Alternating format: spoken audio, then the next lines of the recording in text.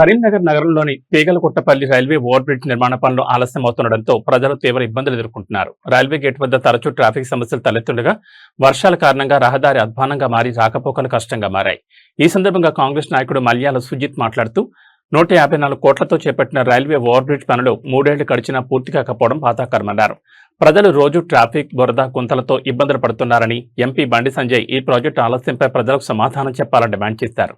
Bridge పూర్తయ్యే వరకు కనీసం తాత్కాలిక రహదారిని ఏర్పాటు చేసి ప్రజల ఇబ్బందులు తొలగించాలని, లేకపోతే కాంగ్రెస్ పార్టీ ప్రజలతో కలిసి పెద్ద ఎత్తున ఆందోళన చేపడుతుందని మల్యాల సుజిత్ హెచ్చరించారు. Karimnagar railway station ROB bridge అనేది 2014లో వినోద్ రావు గారు ఎంపీగా గెలిచిన తర్వాత మేము అప్పుడు కాంగ్రెస్ నాయకులము ఇక్కడ రెగ్యులర్ గా ఈ రైల్వే గేట్ పడడం వల్ల చాలా ఇబ్బంది అవుతుంది. బ్రిడ్జ్ కావాలి, ఇది కంపల్సరీ ప్రజలకు అత్యవసరం. ఎందుకంటే సిటీలోకి వెళ్ళాలంటే మీకు సివిల్ హాస్పిటల్ అయినా, ఇక్కడ పక్కనే ఉన్న అపోలో రీచ్ కైనా, ముందు మీకు ప్రతిమా హాస్పిటల్ అయినా కానీ, మెడికల్ కాలేజ్, ఈ చొప్పదండి ఇటు సిటీ నుంచి ఈ దారి మొత్తము ప్రజలు రోజు మీకు చాలా మంది కమ్యూటర్స్ వెళ్తుంటారు. కాబట్టి మాకు బ్రిడ్జ్ కావాలని చెప్పి చాలా మంది డిమాండ్ చేయడం జరిగింది. సో 2014 తర్వాత వినోద్ రావు గారు పైనుంచో బ్రిడ్జ్, కింది నుంచో బ్రిడ్జ్, అండర్ పాస్ చేస్తాము, అండర్ పాస్ అనుకుంటూ, స్కైవే అనుకుంటూ చాలా మాటలు చెప్పుకుంటూ వచ్చారు. తర్వాత 2019లో బీజేపీ నుంచి బండి సంజయ్ గారు పోటీ చేసినప్పుడు కేంద్రంలో బీజేపీ ప్రభుత్వం మళ్ళీ వస్తుంది, నేను ఎంపీగా గెలిస్తే ఈ బ్రిడ్జ్ వచ్చిన వెంటనే కంప్లీట్ చేయగలుగుతా, నిధులు తీసుకురాగలుగుతా అని చెప్పి ఎంపీగా గెలవడం జరిగింది. 2019 నుంచి 2023 వరకు టైం పాస్ చేసిండ్రు. అప్పుడు కూడా మేము రెగ్యులర్ గా కాంగ్రెస్ నాయకులం అందరం గొడవలు చేస్తా ఉండే, వివిధ సంఘాలు కూడా గొడవలు చేస్తా ఉండే. 2023లో ఈ బ్రిడ్జ్ కోసం ఏదో సేతు పథకం కింద 154 కోట్ల రూపాయలు మంజూరైనాయని చెప్పేసి ఇక్కడ నరేంద్ర మోడీ గారి సహకారంతో బోర్డు ఇటువైపు అటువైపు బోర్డులు పెట్టుకొని మరీ ప్రచారం చేసుకోవడం జరిగింది. అయితే ఆ తర్వాత ఈ బ్రిడ్జ్ పనులు 2023 జూలైలో మొదలు పెట్టినామని చెప్పేసి ఇప్పుడు 3 సంవత్సరాలు అయిపోయింది.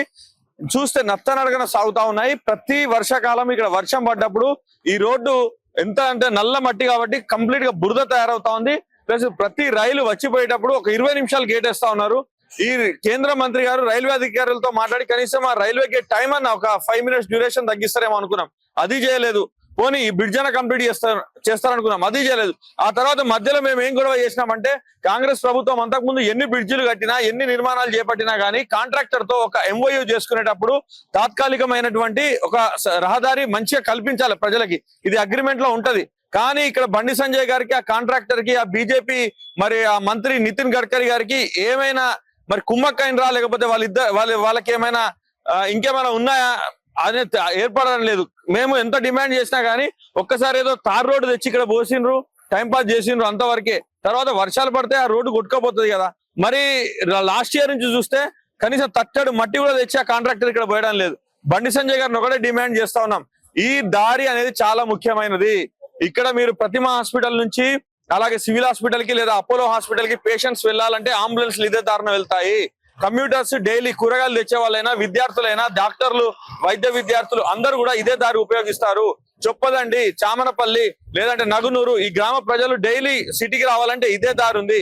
మీరు చేసిన పాపానికి మేము ఏం చేస్తా ఉన్నామంటే, ఇప్పుడు తీగలవాడపల్లి దగ్గర టర్నింగ్ తీసుకొని 3-4 కిలోమీటర్లు ఎక్కువైనా తిరిగి ఆరపల్లి, బ్యాంక్ కాలనీ అట్లా మేము దారి తీసుకోవాల్సి వస్తా ఉంది. బండి సంజయ్ గారు ఇప్పటికైనా మీరు ఆ కాంట్రాక్టర్ గారిని బెదిరిస్తారో, కాళ్ళు పట్టుకుంటారో మీ ఇష్టం, మాకు సంబంధం లేదు. కానీ ఈ రోడ్డు తాత్కాలికంగా, ఈ బ్రిడ్జ్ మీరు ఇంకో 10 ఏళ్ళైనా వేసుకోండి, మాకు సంబంధం లేదు. ఆ రైల్వే గేటు డ్యూరేషన్ తగ్గించాలి 5 నిమిషాలకి. అలాగే ఈ రోడ్డు కూడా మంచి రోడ్డు చేయాలి.